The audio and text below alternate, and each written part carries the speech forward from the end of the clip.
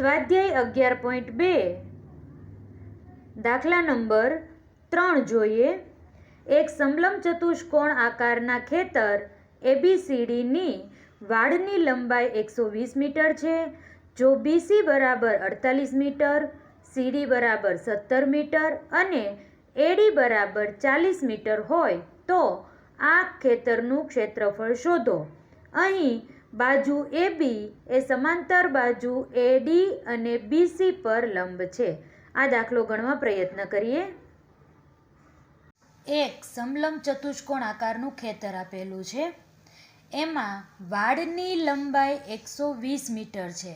એટલે કે આ ખેતરની પરિમિતિ 120 મીટર છે.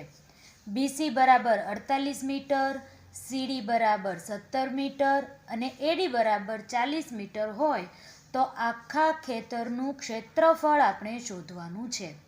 સૌપ્રથમ આપણે વાડની લંબાઈ 120 મીટર આપેલી છે. એટલે કે આ ખેતરની પરિમિતિ આપણને 120 મીટર આપેલી છે. તેના આધારે આપણે ABની કિંમત શોધીએ. લખીએ આપણે ખેતરની પરિમિતિ બરાબર ચારેય બાજુઓનો સરવાળો AB વત્તા BC વત્તા CD વત્તા AD. પરિમિતિ કેટલી આપી છે? 120 બરાબર AB આપણે શોધવાનું છે. તેથી AB લખીએ. BCનું માપ 48 મીટર આપ્યું છે, CDનું માપ 17 મીટર આપ્યું છે અને ADનું માપ આપણને 40 મીટર આપેલું છે. ત્રણેયનો સરવાળો કરીએ. 120 બરાબર AB વત્તા 48 વત્તા 17 વત્તા 40. 7 ને 8, 15 નો પાંચડો, વધી 1, 4 ને 1 5, 5 ને 1 6, 6 ને 4 10. ત્રણેય બાજુનો સરવાળો કેટલો મળ્યો? 105. તેથી 120 ઓછા 105 બરાબર AB. 120 માંથી 105 આપણે બાદ કરીએ તો 15 મળે. તેથી ABની કિંમત આપણને કેટલી મળી? 15 મીટર મળી. એટલે કે આ લંબાઈ છે એ આપણને 15 મીટર મળી. સમલંબ ચતુષ્કોણ આકારનું ખેતર છે તેનું ક્ષેત્રફળ શોધવાની વાત કરી છે. તેથી સૂત્ર લખીએ. સમલંબ ચતુષ્કોણ ABCDનું ક્ષેત્રફળ બરાબર 1/2 ગુણ્યા સમાંતર બાજુનો સરવાળો. કઈ બે બાજુ સમાંતર છે? AD અને BC. આ બંને બાજુનો આપણે સરવાળો કરવાનો છે. AD વત્તા BC ગુણ્યા આ સમાંતર બંને બાજુઓ છે તેની વચ્ચેનું જે લંબ અંતર છે તેનું માપ આપણે ગુણાકારમાં લેવાનું છે. એટલે કે AB સાથે તેનો ગુણાકાર કરવાનો છે. કિંમત મૂકીએ. 1/2 ગુણ્યા ADની કિંમત કેટલી છે આપણી પાસે? 40. BCની કિંમત કેટલી છે? 48. એટલે 40 વત્તા 48 ગુણ્યા ABની કિંમત. ABની કિંમત કેટલી છે? 15 મીટર ગુણ્યા 15. 1/2 ગુણ્યા 40 વત્તા 48 કેટલા થશે? 88 ગુણ્યા 15. છેદ ઉડાડીએ. 44 દુ 88 થાય. 44 ગુણ્યા 15 આપણે કરીએ. 4 એકા 4, 4 એકા 4, 5 ચોક 20 ની શૂન્ય, વધી 2, 5 ચોક 20 ને 2 22. 0 6 6. કેટલો જવાબ મળ્યો? 660 મીટરનો વર્ગ. તેથી સમલંબ ચતુષ્કોણ આકારના ખેતરનું ક્ષેત્રફળ કેટલું મળ્યું? 660 મીટરનો વર્ગ મળે. દાખલા નંબર 5.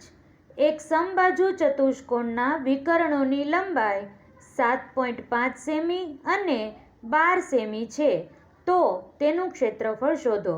આ દાખલો ગણવા પ્રયત્ન કરીએ. એક સમબાજુ ચતુષ્કોણના વિકર્ણોની લંબાઈ 7.5 સેમી અને 12 સેમી છે, તો તેનું ક્ષેત્રફળ શોધો. આવું આપણને પૂછ્યું છે. એકદમ સરળ દાખલો છે. સૂત્ર લખીએ. સમબાજુ ચતુષ્કોણનું ક્ષેત્રફળ બરાબર 1/2 ગુણ્યા 2 વિકર્ણોનો ગુણાકાર. માત્ર આપણે આ સૂત્ર યાદ રાખવાનું. સૂત્રમાં આપણે કિંમત મૂકીએ એટલે આપણી પાસે દાખલાનો જવાબ મળી જશે. 1/2 ગુણ્યા બંને વિકર્ણોનો ગુણાકાર એટલે કે 7.5 ગુણ્યા 12. પોઈન્ટ દૂર કરીએ. 1/2 ગુણ્યા 75/10 ગુણ્યા 12. છેદ ઉડાડીએ. 2 6 12. 5 દુ 10. 75 ભાગ્યા આપણે 5 કરીએ. 5 એકા 5. 7માંથી 5 જાય તો 2. 5 ઉતારીએ. 5 25 એટલે કે 15 5 75 થાય. તો 5 દુ 10 અને 15 5 75. હજી છેદ ઉડે છે. 2 તેરી 6. તો કોનો ગુણાકાર કરવાનો? 15 ગુણ્યા 3.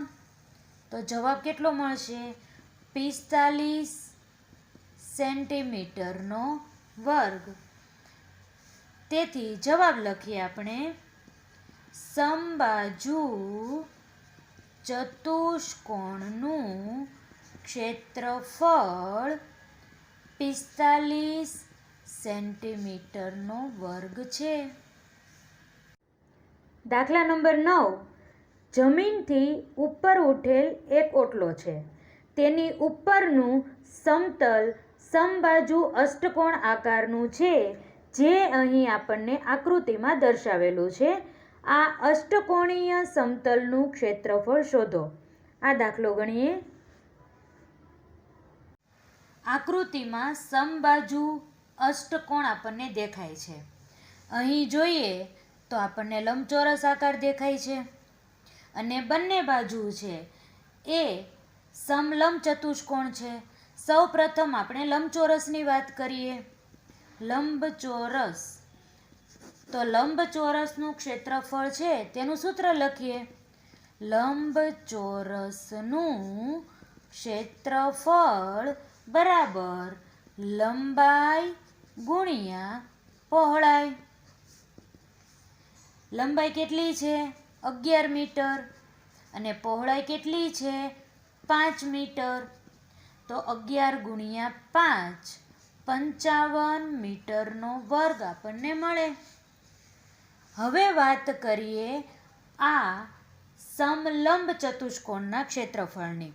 બંને સમલંબ ચતુષ્કોણ સરખા છે એટલે સૌથી પહેલાં આપણે એક સમલંબ ચતુષ્કોણનું ક્ષેત્રફળ શોધીએ.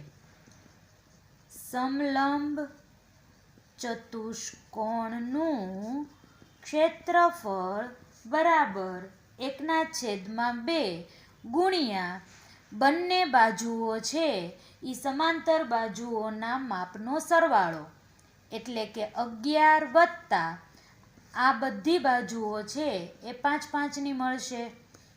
એટલે એક માપ આપણી પાસે 11નું છે તો આ બીજું માપ આપણને કેટલું મળશે? 5નું. એટલે બંને બાજુઓના માપનો સરવાળો ગુણ્યા આ બંને બાજુઓ છે એની વચ્ચેનું અંતર કેટલું આપ્યું છે આપણને? લંબ અંતર 4 મીટર. એટલે ગુણ્યા 4 આપણે કરીએ.